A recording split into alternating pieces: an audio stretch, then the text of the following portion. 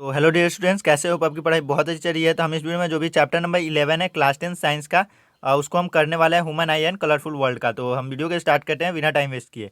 तो हम इसमें जो भी है 1 एंड 2 मार्क्स के क्वेश्चन को हम कवर करने की कोशिश करेंगे। तो आइए स्टार्ट करते हैं। Why is the colour of this clear sky blue? तो जो भी हमारा क्लियर स्काई होता है उसका कलर ब्लू क्यों होता है? इस टाइप के क्वेश्चन इस चैप्टर से बहुत ज़्यादा फेमस होते हैं, जस्ट बिकॉज ये रियल लाइफ क्वेश्चन है। एंड जब मैं चैप्टर 1 से पढ़ा रहा हूँ तब से मैं यही बताता हूँ आपको कि जो भी रियल लाइफ से क्वेश्चन होते हैं ये बहुत ज़्यादा पूछे जाने के चांसेस होते हैं। तो आप इसे देख जरूर लेंगे। तो यहाँ पे इसका जो भी डिफिनीशन है वो लिखा हुआ है। Colour of the clear sky is blue. The molecule of air and the other fine particles in the atmosphere have the size smaller than the wavelength of visible light. When sunlight passes through the atmosphere, the fine particle in air scatter the blue color more slightly than red। तो ये आपका यहाँ पे reason हो जाता है। तो इसके पीछे आप डायरेक्ट, अगर आपका 1 मार्क्स में आता है, आप डायरेक्ट लिख सकते हैं this is just because the scattering of light. तो ये आपका आंसर ये भी बन जाता है। तो हम नेक्स्ट देखते हैं। क्वेश्चन नंबर 2 हमारा हो जाता है why do stars appear to twinkle? तो ये क्यों ट्विंकल करता है? Stars appear twinkle due to the atmospheric refraction. तो आपको ऐसे क्वेश्चन पूछे जाते हैं स्टार क्यों ट्विंकल करता है, जो भी हमारा जो भी सूरज है वो मॉर्निंग के टाइम एंड इवनिंग के टाइम रेड क्यों दिखता है। इस टाइप का क्वेश्चन इस चैप्टर से बहुत फेमस है। एंड जो भी हमारा जो स्टार होता है वो आपको ये पता होगा कि जो भी आपको स्टार डूबने के बाद या फिर जो भी सूरज होता है वो डूबने के बाद एंड वो राइज करने से पहले तक आपको दिखता रहता है। ये भी रिफ्रैक्शन के कारण ही होता है, एटमॉस्फेरिक रिफ्रैक्शन के कारण होने लगता है। तो ये हमारा हो जाता है क्वेश्चन नंबर 3। तो इसका होता है define the farthest point of an eye. तो आपका जो भी है आई का जो फार्देस्ट पॉइंट क्या होता है वो आपको बताना है। मतलब आपकी जो आँख है वो कितनी दूर तक कोई चीज़ों को देख सकती है। तो मैं आपको बता दूँ, हमारा जो अर्थ होता है एंड जो सन होता है उसकी दूरी हम लगभग इन्फिनिटी मानते हैं। तो उसके अगर हम अब अर्थ पे हैं तो हमारे जो भी सूरज है वो हमें साफ साफ दिख जाता है। एंड मैं आपको बता दूं, आसमान में रात के बहुत सारे जो तारे होते हैं वो करोड़ों जो भी होते हैं लाइट ईयर्स दूर होते हैं, बट फिर भी वो हमें दिख जाते हैं। इसका मतलब हमारा आँख का जो भी फार्देस्ट पॉइंट है वो कितना है, वो इन्फिनिटी तक होता है। तो हमारे जो भी आंखें हैं अगर कोई ऑब्जेक्ट इन्फिनिटी पर रखी है वो उस चीज़ों को हम देख सकते हैं। बट जो नियर डिस्टेंस क्या होता है वो आपको कमेंट सेक्शन में जाके आपको बताना है। तो यहाँ पे हम जो भी देखते हैं इसका परफेक्ट आंसर क्या होता है। farthest point of an eye, the farthest point up to which the eye can see object clearly is called the far point of an eye and it is infinity for a normal eye। तो define आपको भी करना था and वो आपको जो भी value थी वो बतानी थी, इन्फिनिटी होता है आपका। तो हमारा क्वेश्चन नंबर 4 हो जाता है डिफाइन पावर ऑफ अकोमोडेशन। तो आपको पावर ऑफ अकोमोडेशन बताना है। तो पावर ऑफ अकोमोडेशन का जो भी डिफिनीशन है यहाँ पे दिया हुआ है। The ability of an eye lens to adjust it focal length is called accommodation. तो जो भी हमारा आई के का जो भी एबिलिटी होता है, जो आई लेंस होता है, आँख में कौन सा लेंस होता है, मैं तो यहाँ पे ड्रॉ कर देता हूँ, बट आपको वहाँ पे कमेंट सेक्शन में जाके आपको बताना है उसका नेम क्या होता है। तो ये आपका आँख का जो भी लेंस होता है इसके ऊपर जो भी कुछ मसल्स लगे होते हैं, सिलियरी मसल्स हम उसको बोलते हैं। एंड आँख का जो भी इमेज होता है, हम चीज़ों को जब फोकस करते हैं तो उसका इमेज जो होता है वो रेटिना पे ही बनाना होता है आँख को।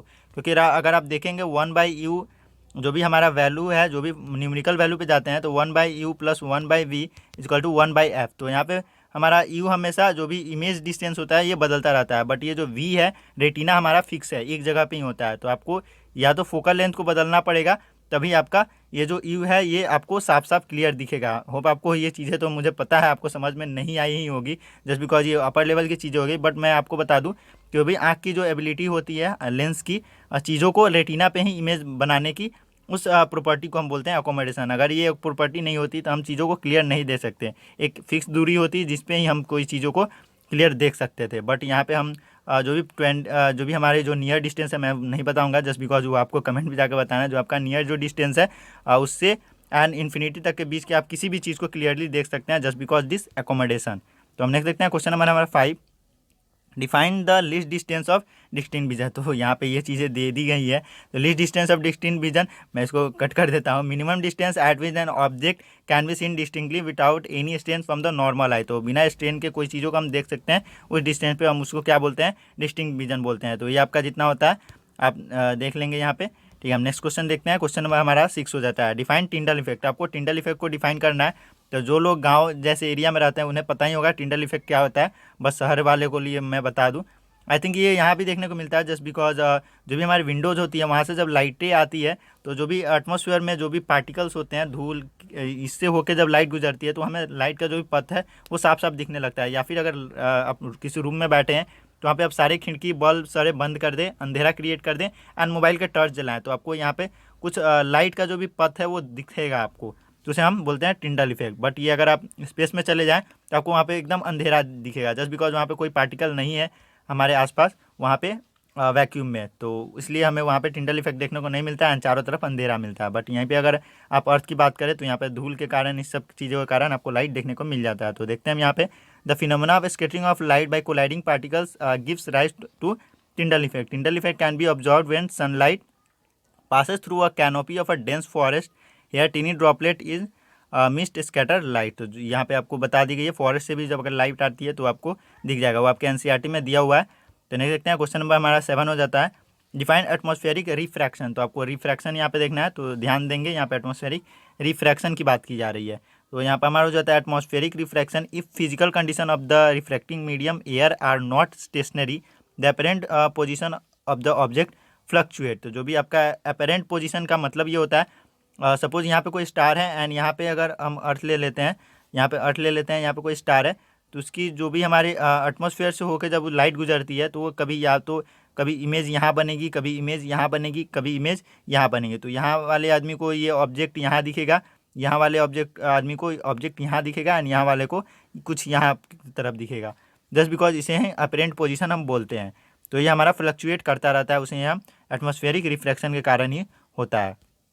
तो नेक्स्ट देखते हैं, हमारा लास्ट क्वेश्चन है, question number 8, why is danger signal light is red in colour. तो हमारा जो भी डेंजर वाला होता है या स्टॉप वाला जो भी लाइट्स होते हैं या डेंजर जो भी अलार्म बजते हैं उसके हम रेड ही क्यों रखते हैं। तो danger signal light are red in colour because red colour is least scattered by the fog और स्मोक। तो फॉग और स्मोक के द्वारा ये लिस्ट स्कैटर किया जाता है, इसलिए हम उसका कलर रेड रखते हैं। तो आपको बताना है जो भी आपकी स्कूल बस है उसका कलर येलो क्यों है। तो इसका आंसर आप जाएंगे कहाँ, कमेंट सेक्शन में आप इसका आंसर जरूर देंगे। एंड बच्चों चैनल को सब्सक्राइब कर लेना, एंड जो भी प्लेलिस्ट है वहाँ विजिट करोगे तो 1 to 16 तक के जो भी हमारे हैं आपको चैप्टर्स मिल जाएंगे, तो आप वहाँ पे जाके एक बार चेक जरूर करेंगे। तो मिलते हैं बच्चों अगले वीडियो में। होप आपको ये वीडियो बहुत अच्छा लगा, तो वीडियो को लाइक जरूर करना। Till then take care and bye bye.